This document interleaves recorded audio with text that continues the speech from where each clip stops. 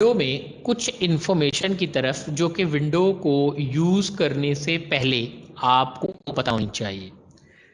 तो कौन सी इन्फॉर्मेशन है?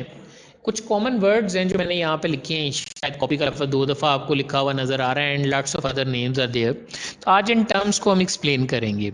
सबसे पहली टर्म है इंस्टॉल करना। पहले तो पढ़ लेते हैं कि इंस्टॉल करना होता क्या है। कहते हैं when we get our programs with the permission of Windows then this process is called install।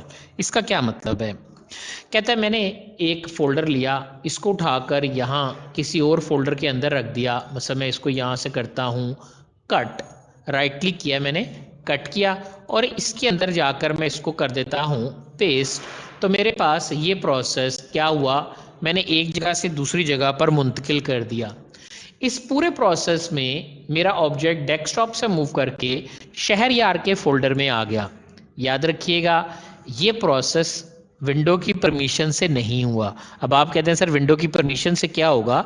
जब आप यहाँ सेटिंग्स में जाएंगे और विंडो के अंदर जब आप किसी प्रोग्राम को इसी तरह डालें और जब आप अपने कंप्यूटर अपने प्रोग्राम को विंडोज़ में डालेंगे और डालने के बाद आपके पास इस ऐप के फोल्डर में उस प्रोग्राम का जो भी आपने अपने पास इंस्टॉल किया हुआ है, मैंने यहाँ ढेर सारे प्रोग्राम इंस्टॉल किए हुए हैं, जो भी प्रोग्राम आपने इंस्टॉल किया हुआ है उसका लिंक आ जाए। इसका मतलब ये है कि आपने जो प्रोसेस किया है इसमें आपने विंडो से परमिशन ले ली है। अगर उसका लिंक यहाँ आ जाता है तो that process is called what? That process is called installation process. तो जब आप विंडोज़ की परमिशन के बाद कोई प्रोग्राम विंडो में डालते हैं that process is called install process. जो मैंने पहले किया था कि एक जगह से लिया दूसरी जगह पर रख दिया, उसमें सोर्स ने अपनी जगह छोड़ दी थी, उसे कट कहते हैं। Put selected object in a clipboard, इसे कट कहेंगे। और जब मैंने उसको नई जगह पे रखा तो हमने कहा get last clip from clipboard. अब एक सवाल आ रहा है कि क्लिपबोर्ड क्या होता है, तो पढ़ लेते हैं। बेसिकली क्लिपबोर्ड एक जगह है जो रैम पर होती है। कहते हैं it is the place where we put our copy और कट ऑब्जेक्ट।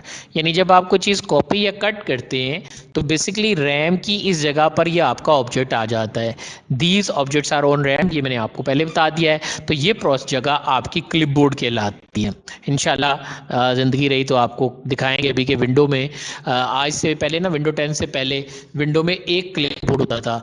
लेकिन विंडो जो आपके पास ये विंडो 10 है, विंडो 10 के अंदर जो विंडो के क्लिप बोर्ड हैं वो काफ़ी ज़्यादा जो है वो हो गए हैं और विंडो के अंदर काफ़ी ज़्यादा क्लिप बोर्ड जो हैं वो हमारे पास जो हैं वो नज़र आते हैं।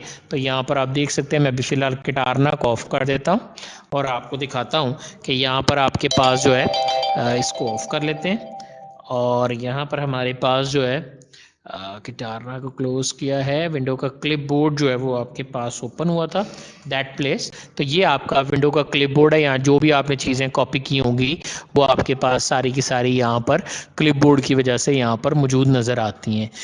विंडोज़ पुराने वर्जन्स में विंडो 10 में भी एक ही क्लिपबोर्ड होता था, बट अब नए वर्जन के अंदर विंडो के क्लिपबोर्ड पर जितनी मेमोरी पर जगह है आप उसके तमाम क्लिप्स को वहाँ से जाकर देख सकते हैं कि उनकी वर्किंग कैसे है, उनकी फंक्शनैलिटी कैसे है। So these are all things available in Windows 10। लेकिन अब मैं बात कर रहा हूँ कॉपी क्या होता है। मैंने कहा एक जगह से चीज़ उठाई और दूसरी जगह पर रख दी, पहली जगह पर भी चीज़ रही, नई जगह पर भी आ गई, इसे कॉपी करना कहते हैं। कट करना, मैंने एक जगह से उठाई अगली क्लिपबोर्ड में रखी, क्लिपबोर्ड से नई जगह रखी तो पिछली जगह ख़त्म हो गई, दैन इट्स कॉल्ड कट। अगर पीछे रहती तो उसे कॉपी कहते हैं। डाउनलोड क्या होता है? जब हम इंटरनेट से कोई भी चीज़ अपने कंप्यूटर में लेके आते हैं इसे डाउनलोड करना कहते हैं। Gate data from internet is called download. जबकि अगर मैं अपने कंप्यूटर से कोई डाटा इंटरनेट पे रखता हूँ then it's called put data on the internet is called upload. याद रखिएगा, विंडो 10 हर वक्त अपलोडिंग और डाउनलोडिंग का प्रोसेस करती रहती है। अब आप कहेंगे सर ये कैसे होता है? तो अगर आप यहाँ देखें, मैं स्टार्ट बटन दबाता हूँ, इसमें सेटिंग्स में आ जाता हूँ। तो जैसे मैं यहाँ सेटिंग पे क्लिक करता हूँ थोड़ी देर के बाद आपके पास ये कुछ चीज़ें आई यहाँ पे। उसने चेक किया क्या माइक्रोसॉफ्ट की विंडो जो है वो अपडेटेड है कि नहीं। अगर आप इसको मज़ीद चेक करना चाहते हैं तो लेट्स गो करके कंफर्म करेंगे, हमने येस का बटन दबाना है। तो जैसे आप येस पे जाएंगे वो जस्ट अ मोमेंट पे आ गया है और आपको शायद ये स्क्रीन नज़र नहीं आ रही होगी, तो यहाँ पर आपके पास वो विंडोज़ को जो है ना वर्किंग जो है वो परफॉर्म करने चला गया है। शायद आप लोग तो नहीं देख पाए होंगे, but I will do it like this. आपने वेलकम किया और आपकी जो सर्विसेज हैं वो अप्लाई हुई और आपकी जो विंडो है वो चेक हो गई कि क्या इसमें जो सर्विसेज हैं वो अपडेटेड हैं कि नहीं। अगर आप अपने मोबाइल को इसके साथ कनेक्ट करना चाहते हैं या कोई और प्रोसेस कनेक्ट करना चाह रहे हैं तो वो आप यहाँ पर जाकर जो है वो कनेक्ट कर सकते हैं। तो विंडो खुद ही देखेगा, तमाम तर सर्विसेज को चेक करेगा, तमाम तर ऑप्शंस को देखकर ये आपको रिजल्ट रिटर्न करेगा कि आपके पास क्या है। और जैसे आपकी ये वर्किंग कंप्लीट हो जाएगी, ऑल थिंग्स डन, तो आप क्लोज करके अपने प्लेटफॉर्म पर वापस आ जाएंगे। तो ये जो पूरा वर्कआउट है इसमें मैंने क्या किया, मैंने इंटरनेट पे गया, अपनी कुछ इन्फॉर्मेशन इंटरनेट पे दी, मैंने कोई डाटा अपलोड किया और उसने मुझे कंप्यूटर ने विंडो ने चेक करके बताया कि ये अपडेट है कि नहीं। अगर चीज़ें अपडेट थी उसने कह दिया अपडेट है, अगर चीज़ें अपडेट ना होती तो उसने मुझे कहता नहीं अपडेट। अब देखें आपका लास्ट चेक हो गया 31 मिनट अगो, और आज का मतलब है कि आपके कंप्यूटर ने तमाम तर अपडेशन जो है वो चेक कर ली है और तमाम तर प्रोसेस जो है वो यहाँ तक आपका कंप्लीट हो गया है। उसके बाद आपके पास आता है विंडोज़ में कौन कौन से मेन ऑब्जेक्ट्स हैं। तो याद रखिएगा देयर आर 3 मेन ऑब्जेक्ट्स, इन्हें फाइल, फोल्डर और ड्राइव कहते हैं। फाइल, फोल्डर और ड्राइव क्या होते हैं? फाइल होती है जी फाइनल आउटपुट। मसलन आप अगर किसी भी कंप्यूटर को ओपन करें तो आपको पता है हमने बात की थी कि दिस पीसी से हम स्टार्ट करेंगे।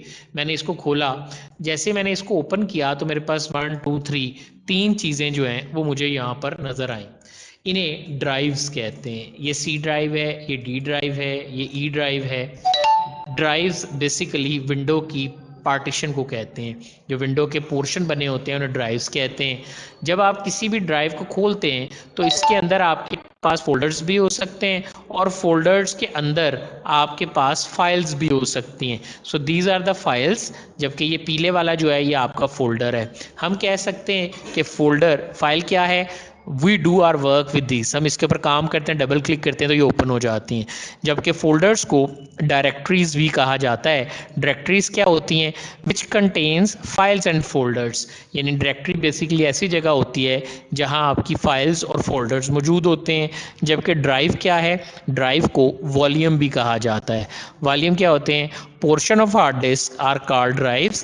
If our hard drive is huge in size, then we divide it into small volumes. जैसे अभी आपने देखा कि मैंने जब अपनी ड्राइव को खोला था उसमें सी, डी और ई तीन ड्राइव नज़र आ रही थी। This makes search data easy on these drives and we get more speed as well. याद रखिएगा हार्ड ड्राइव पार्टीशन जो है वो सी ड्राइव से शुरू होती हैं। फ्लॉपी होगी तो वो ए से शुरू होगी, दो फ्लॉपी होंगी तो पहली ए होगी दूसरी बी होगी।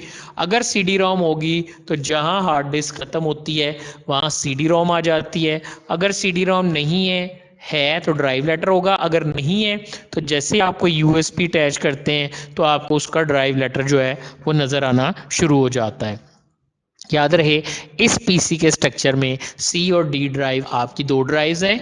ये मेरी यूएसबी ड्राइव है जबकि ये मेरी मेन ड्राइव है। जबकि अगर मैं इस कंप्यूटर अपने कंप्यूटर के अंदर आपको दिखाऊं तो यहाँ पर आपके पास देखें कि यहाँ तीन ड्राइव्स हैं सी डी ई। इसमें एक आपके पास जो है डीवीडी रोम लगा हुआ है, एक मेरे पास सीडी रोम लगा हुआ है। सो यहाँ देखें तो इस आइकन में और इसमें थोड़ा सा फ़र्क है। इसके ऊपर ये एक निशान सा बना हुआ है, जिस पर ये विंडो का निशान होगा इसका मतलब है कि हमने विंडो इस प्रोग्राम में यानी इस ड्राइव में इंस्टॉल की हुई है।